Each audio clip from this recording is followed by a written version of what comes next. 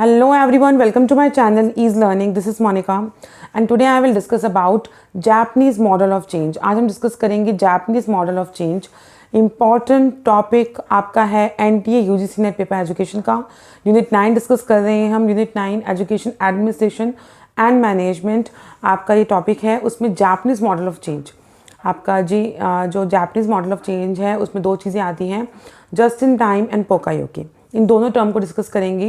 वैसे आपको video lecture available है ऑलरेडी, सभी टॉपिक्स में डिस्कस कर चुकी हूँ.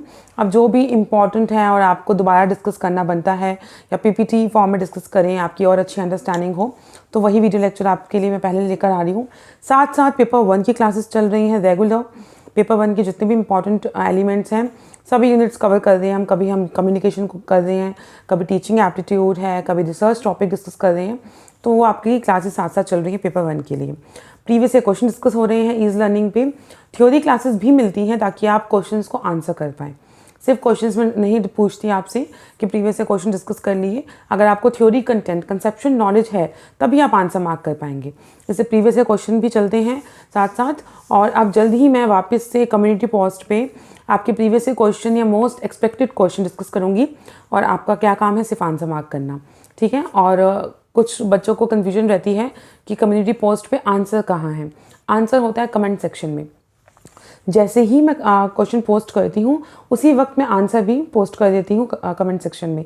तो आप अपना आंसर मार्क कीजिए और फिर कमेंट बॉक्स चेक कीजिए कि उसका आंसर और आपका आंसर मैच करता है कि नहीं, ठीक है. तो अब स्टार्ट कर रहे हैं हम आज का topic unit 9 education administration and management का जापानीज़ मॉडल ऑफ चेंज. देखिए, Japanese model of change are the most famous of all models of change. हमने चेंज मैनेजमेंट किया था, उसके 3 स्टेप्स थे. कोर्ट 11 ने दिया था 1940s में चेंज मैनेजमेंट की. चेंज मैनेजमेंट की रिक्वायरमेंट है एजुकेशन एडमिनिस्ट्रेशन एंड मैनेजमेंट. जब आप लोगों से काम करवा रहे हैं और एडमिनिस्ट्रेशन कर रहे हैं, आप एजुकेशन ऑर्गेनाइजेशन है, ये देखिए मैनेजमेंट का पार्ट है ये टॉपिक. लेकिन एजुकेशन में क्यों है आपके इंक्लूड किया गया? क्योंकि आप एजुकेशन ऑर्गेनाइजेशन रन करेंगे या आप उसका पार्ट बनेंगे as a employee, as a teacher, professor काम करेंगे, तो आपको पता हो कि आपकी एजुकेशन ऑर्गेनाइजेशन काम कैसे कर रही है. तो कैसे इन मॉडल्स को, जो मैनेजमेंट और क्वालिटी मैनेजमेंट, चेंज मैनेजमेंट, इस तरीके के पार्ट्स थे, कैसे उन्हें एजुकेशन एस्पेक्ट में यूज़ किया गया. तो उसके लिए पहले नॉलेज होनी चाहिए. तो जापानीज़ मॉडल ऑफ चेंज, इससे पहले चेंज मैनेजमेंट हम कर चुके हैं जिसमें अनफ्रीज, फ्रीज, डीफ्रीज करके हमने 3 पार्ट्स किए थे. कोर्ट 11 ने दिया था कि कैसे हम अनफ्रीज कंडीशन में रहते हैं फिर हम वापस चेंज की तरफ लेकर आते हैं. तो Japanese model of change are the most famous of all model of change. इसमें 2 पार्ट्स हैं आपका, just in time and pokayoke. अब जस्ट इन टाइम जो है वो आपकी एक स्ट्रैटेजी है, पोकायोके एक टेक्निक है. दोनों को डिस्कस करेंगे अभी. जस्ट इन टाइम, ये टाइम पर हो जाए, नहीं पता क्या है, आपको सिर्फ ध्यान रखना है कि नाम से समझना है जितना समझ आता है. चलो, जस्ट इन टाइम तो समझ आ गया कि कुछ टाइम की बात हो रही है, टाइम मैनेजमेंट की. पोकायोके समझ नहीं आ रहा तो उसको डिस्कस कर लेंगे, ठीक है. पोकायोके भी डिस्कस करेंगे और जस्ट इन टाइम दोनों डिस्कस करेंगे. अब first we have just in time. Just in time, देखो टाइम से just in time also known as JIT. इसे JIT कहते हैं, as a inventory management method. Inventory management method जो कॉमर्स बैकग्राउंड से बिलोंग करते हैं या इन्वेंट्री का बेसिक मीनिंग उन्हें पता है, तो इन्वेंट्री मीन्स स्टॉक, ठीक है. तो इन्वेंट्री मैनेजमेंट मेथड, देखिए सारी कहानी क्या है, इजी हो जाएगा तब बुकिश कंटेंट आपके लिए समझना. कि आप प्रोडक्शन, मान लीजिए आप प्रोडक्शन कर रहे हैं कुछ, तो आपको अगर टाइम पे मटेरियल सप्लाई नहीं हुआ जिसकी वजह से आप प्रोडक्शन करेंगे तो आपकी प्रोडक्शन लाइन रुक जाएगी. तो जस्ट इन टाइम, टाइम के मैनेजमेंट को बताया गया है कि जिस चीज़ की जब रिक्वायरमेंट है उस टाइम पे वो चीज़ अवेलेबल हो. तो जस्ट इन टाइम को आप JIT कहते हैं. It's a inventory management method where by labour, material, goods आप बनाते हैं, गुड्स एंड सर्विसेज हम प्रोड्यूस करते हैं. तो लेबर, मैन पावर, मटीरियल, आपका गुड्स जो यूज़ होते हैं या रीफिल या स्केड्यूल करते हैं to arrive exactly when needed, आपको जब ज़रूरत हो तब मिल जाए. तो ये तो हो गया जस्ट इन टाइम की बात. एजुकेशन एस्पेक्ट में कैसे यूज़ है, JIT अप्रोच कहता है कि आप एक ऑर्गेनाइजेशन को जब रन कर रहे हैं तो to improve competence and organisation at market significantly by minimising waste and improving the production efficiency and product quality.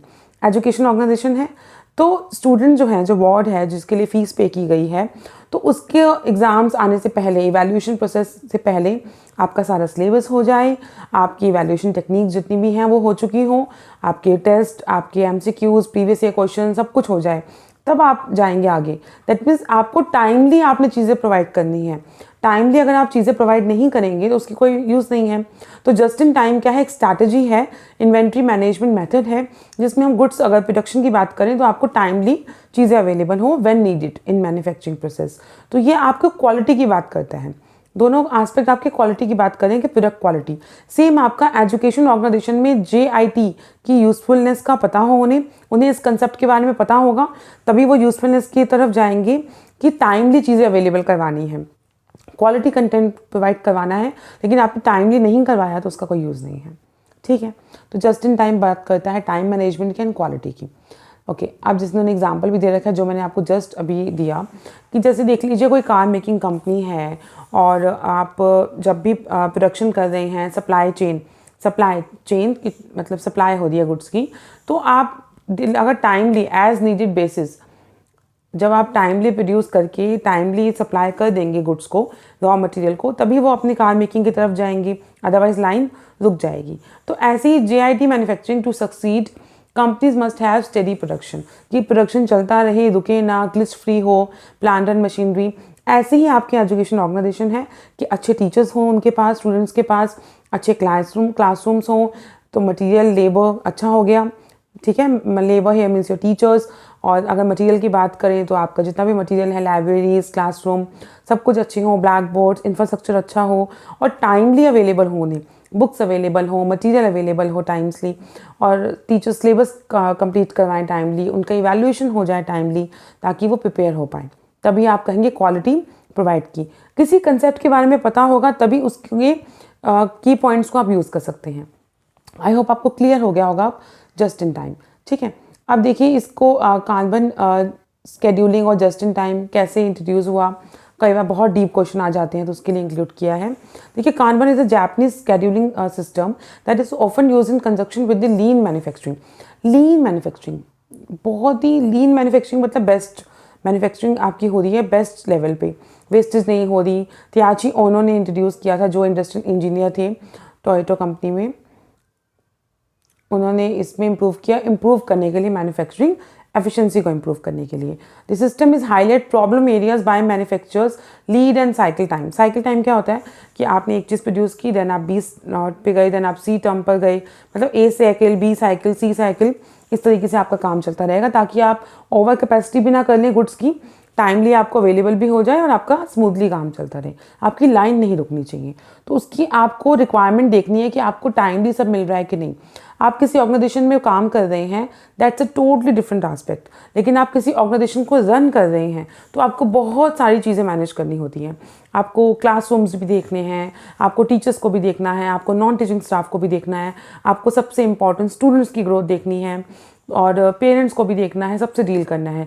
और अगर आप एक ऑर्गेनाइजेशन में वर्किंग है तो आपको भी ये चीज़ें पता होनी चाहिए कि ऑर्गेनाइजेशन का क्या रोल है, कैसे, जैसे SMCs, आपकी student management committees, parent associations, ये सब बनी हैं, तो ये एजुकेट करने के पर्पज़ से बनी है। और सबसे इम्पॉर्टेंट की element quality, to provide quality. तो यहाँ पे क्वालिटी प्रोवाइड करनी है आपके किड्स में, वार्ड में, कि उसमें हम ओवरऑल डेवलपमेंट कर पाएँ। उसके लिए आपको सभी एस्पेक्ट का पता होना चाहिए।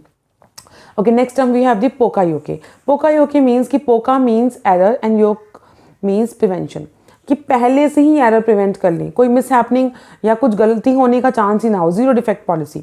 ठीक है, कोई डिफेक्ट नहीं होना चाहिए। प्रोडक्शन में यूज़ किया जाता था, इसलिए एजुकेशन में भी यूज़ करने लग गए, और इसका नाम होता था पहले पोका की जगह बाका-योके, फिर लेटर इट इज चेंज कर दिया, पोका-योके कर दिया इसे। अब ये क्या कंसेप्ट है पोका-योके?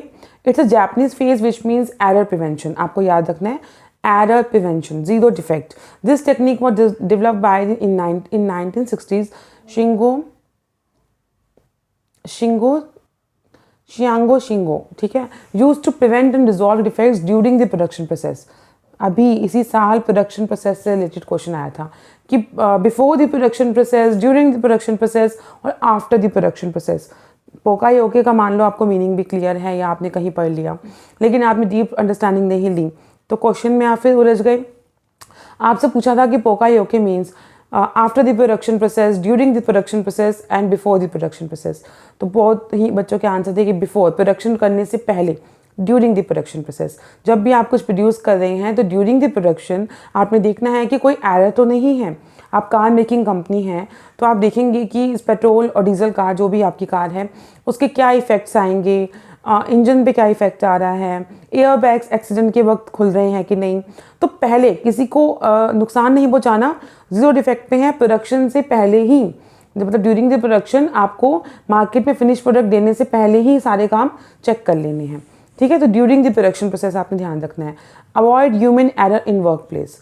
की एलिमेंट्स को मैंने मार्क कर दिया है, आपको PDF शेयर करूंगी मैं व्हाट्सएप ग्रुप पे। तो poka-yoke is a mechanism used in lean manufacturing. Again lean manufacturing में आप बेस्ट यूज़ कर रहे हैं ताकि आप एरर को प्रिवेंट कर पाएँ। This is a technique and just in time is a strategy. कैसे करेंगे, और ये है एक टेक्निक काम को करने की कि प्रोडक्शन के वक्त या जितने भी डिफेक्ट्स हैं या क्या पॉसिबल एरर्स हैं उनको आप फाइंड आउट करें और सॉल्व करें। क्लियर? तो पोकायोके मीन्स कि आप प्रिवेंशन कर रहे हैं एरर की। Then we have lean methodology. Lean is a methodology use to reduce waste in manufacturing system. कि मैं आपका जो भी मैन्युफैक्चरिंग है उसमें वेस्टेज ना हो। Optimising make the best use. आप बेस्ट यूज़ कर रहे हैं किसका? आपके पास रिसोर्सेज होते हैं हमेशा लिमिटेड। ठीक है, हमारे पास कभी भी एक्स्ट्रा रिसोर्सेज नहीं रहते, लिमिटेड रहते हैं, क्योंकि रिसोर्सेज को आप बाय करते हैं, ख़रीदते हैं, या आप अगर मैन पावर लगा रहे हैं तो उन्हें सैलरी देनी है, फ्री में कुछ नहीं है, तो सब लिमिटेड है। तो उसका बेस्ट यूज़ करना आपका काम है। As a businessman, as a owner और एज अ मैनेजर आपको यूज़ करना है बेस्ट, ये optimum utilisation of the resources. तो are the people, resources, efforts, energy, आपको इनका बेस्ट यूज़ करना है। किसके लिए? For creating the satisfaction for the customer, कि कस्टमर आपका सेटिस्फाइड है। ठीक है, तो इसे मिस्टेक प्रूफिंग भी कहा गया।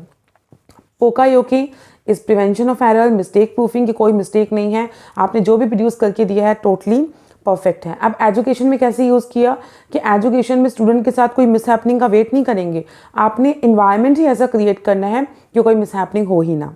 ठीक है, हमें क्योंकि क्वालिटी देनी है, आपकी स्टडी में क्वालिटी होनी चाहिए, आपके इन्वायरमेंट में, आपके इंफ्रास्ट्रक्चर में, तो उसके लिए कि मिस्टेक प्रूफिंग की तरफ आप जाएंगे।